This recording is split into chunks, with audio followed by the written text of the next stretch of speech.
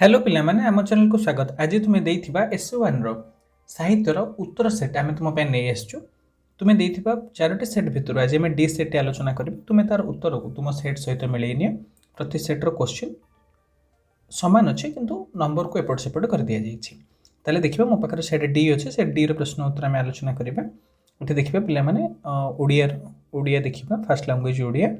तो 25 मार्क थिला कोन आमे देखिबा कोन कोन सब क्वेश्चन रहिछि। कृष्ण गोपपुर छाड़ी चलीगला शशिकला पर दिन क्षीणा होगले। किए शशिकला पर दिन क्षीणा होगले पिला माने ना प्रेममयी राधा दिन क्षीणा होगले। नेक्स्ट बा ऐक्यता शब्द रे क्यों प्रकार अशुद्धि रही क्यों प्रकार अशुद्धि कहबा विशेष्य विशेषणगत अशुद्धि रही बोली कहबा। प्रश्न नंबर 3 देखिबा। प्रश्न नंबर 3 कौन कहला ना प्रकारजात्मक रूप दृष्टि वाक्य केते प्रकार। प्रकारजात्मक दृष्टि वाक्य हो जिबा हमर केते प्रकार 5 प्रकार हो जिवो। निम्नोक्त मध्य केउ शब्द रे नत्व विधि नियम रो उल्लंघन होइछि। रसना रे नत्व विधि रो उल्लंघन होइछि लिखिछन्ते ना पिला माने ठीक आंसर।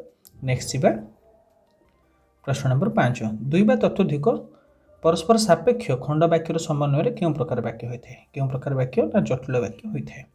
रामचंद्र समुद्र पोतिबारे समुद्र को पर्वत रे पोतिबारे विचार करथिले काहेकि काहेकि करथिले ना सीता को पाइबार आशा जोग करथिले। कहा पाद रे चेना चपरा सब फुटे जीव बोली लेखक काठुरिया को कहिथिले कुकुरर पाद रे। नेक्स्ट तरंग परी किए शोभा धारण करिवार कवितार कह जाइछि ना नील पर्वतमाला हे जिवो। एठी हमर ठीक उत्तर। प्रणव जणा शिल्पी समापिका क्रियाटी कौन हेबो ना एठारे प्रणव जणा शिल्पी अटंती तेणु अटंतीटा एठी उही अछि ऑप्शन डी हे जिवो ठीक आंसर। प्रश्न नंबर 10 शुद्ध शब्दटी को बाछ। शुद्ध शब्दटी हे जिवो कोटा पिला माने ना मिनती हे जिवो एठी हमर शुद्ध शब्द। प्रश्न नंबर 11 देखिबा। प्रश्न नंबर 11 कहला निम्नोक्त मध्य केउ शब्द रे विसर्ग संधि जात स स्थान रे स होइछि ना चतुष्पद चतुर्युक्त पद चतुष्पद हे जिवो। प्रश्न नंबर 12 जे धर्मा को किए सहाय बोली से ता माँ को कहिछि उत्तर हे जिवो बड़ ठाकुर। नेक्स्ट जिबा सत्यविधि नियम रे व्यतिक्रम घटिथिबा शब्दटी कोटा। तो चारोटी भितर आमे देखिबा अनुसंधान रे सत्यविधि रे व्यतिक्रम घटिछि। नेक्स्ट जिबा प्रश्न नंबर 14 देखिबा रमेश को बिना ए काम होई परिबो नाही। बिनाटी केउ प्रकार पद बिनाटी कोन हे जिवो पिला माने ना ये हे जिवो हमर अव्यय पद हे जिवो। बिनाटी एठी हमर हे जिवो ऑप्शन डी अव्यय पद हे जिवो। नेक्स्ट प्रश्न नंबर 15 केउ शब्दटी शुद्ध रूप अटे। शुद्ध हो जिवो कोटा ना आनुषंगिक अटे शुद्ध हो जिवो। ए तीनोटी हमर भूल हम ऑप्शन बी हे जिवो ठीक उत्तर। निशा आगमन रे किए निश्चल रूप धारण करछन्ते ना अवन निश्चल रूप धारण करछन्ते। नेक्स्ट प्रश्न नंबर 17 निम्नोक्त केउ शब्द रे र परे प र व्यवधान प वर्ग वर्णर व्यवधान नथिबारु न स्थान रे न होछि। निम्नोक्त केउ शब्द रे र परे प वर्गर व्यवधान थिबारु न स्थान रे न होछि ना कोउत ना दर्पण रे। नेक्स्ट केउठारे सभा करा जाय लक्ष्मीकांत को कांत कवि रूपे घोषणा कराइथिला ना भद्रक हाई स्कूल रे। सारा माउसी केउठी बसे ता छोटिया पिंढारे बसी थाए ऑप्शन डी हे जिवो एठी हमरो ठीक आंसर। प्रश्न नंबर 20 प्रश्न नंबर 20 कहला कहा को क्षीरोद सरोद बोली कवि कहिसेंती। कहा को कहिसेंती ना ज्योत्स्ना पर्ण को से कहिसेंती। नेक्स्ट असहयोग आत्मकथा केउ पत्रिका रे प्रकाश पाइथिला। ताहा हमरो उत्कल साहित्य पत्रिका रे प्रकाश पाइथिला। कली उपद्रवे किए लोकालय त्याग करी वन देश रे आश्रय नेइछंती ना शांति आश्रय नेइछंती। प्रश्न नंबर 23 नरसिंह देव केउठी उदित सूर्य को नमस्कार कले। नरसिंह देव चंद्रभागा तीर रे उदित सूर्य को नमस्कार कले। मनुष्य बहु परिमाण रे कहार देश। मनुष्य बहु परिमाण रे गतानुगतिकतार देश। कांत कवि केउठारे जन्म ग्रहण करथिले जे तालपदाठारे जन्म ग्रहण करथिले।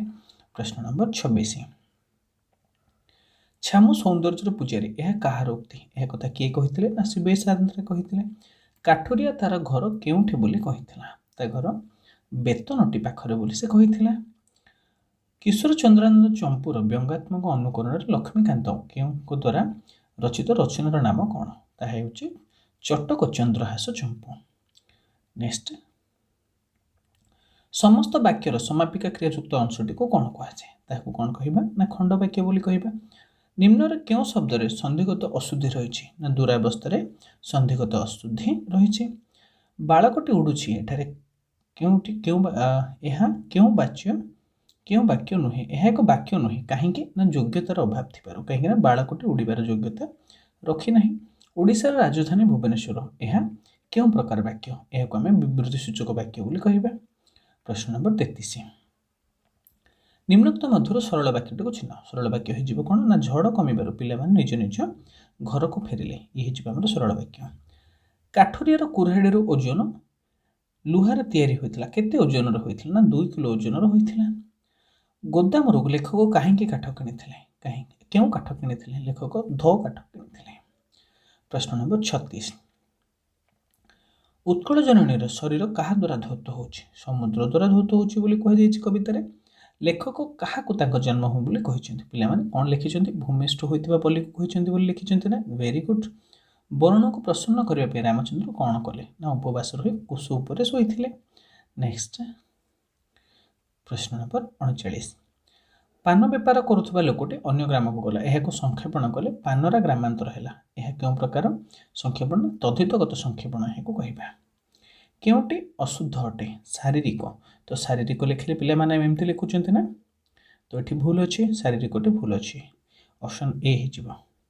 नेक्स्ट राजनीति आश्रय नौथिबा शिक्षित और अर्धशिक्षित युवक मैंने क्योंठारे विद्रोहर बन देखते ना पुष्पित पलाश बन देखते। कांतकवि को रचित उपन्यासर ना होछि कणा मामू। नेक्स्ट प्रश्न नंबर 43 काठुरिया सकाळू कौन पी आसीथिला काठुरिया सकाळू तोराणी पी आसीथिला ना पिला माने काठुरिया सकाळू तोराणी पी आसीथिला। ए बरस ए 1200 बढ़ईर दाय ना पुअर दाय यह कहार उक्ति यह द्वितीय शिल्पींकर उक्ति। क्योंठी अनसुया सौर संशोधित रूप अनसुया आम कौन लिखा ना अनसुया ऑप्शन सी हो ठीक आंसर।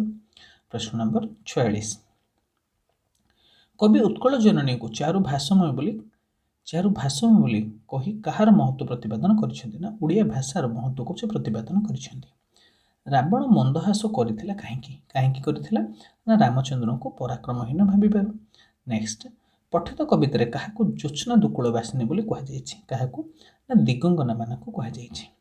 लास्ट क्वेश्चन पिला माने आसक्तिर अन्य नाम कौन अटे आसक्तिर अन्य नाम हूँ पदविन्यास। पिला माने तुमर 50 रु केते नंबर आसला आमको फटाफट कमेंट बॉक्स रे कमेंट कर जणाइदेबा। एभली आसंता कालीर परीक्षा पे यार वीडियो सब आमर डिस्क्रिप्शन दिया जाइए तुम्हें आसंता काली पे सामाजिक विज्ञान इंग्लिश वीडियो सब आमर डिस्क्रिप्शन लिंक रे पाई जिवो ताकू नै अभ्यास कर निश्चित रूपे तुम्हें परीक्षा सफलता कहि परिबो। वीडियो को लाइक कर देबा संग मानक सहित शेयर कर देबा चैनल प्रथम थर थिले चैनल को सब्सक्राइब कर देबा आम सहित जोड़ी ही रहिबा। Thank you.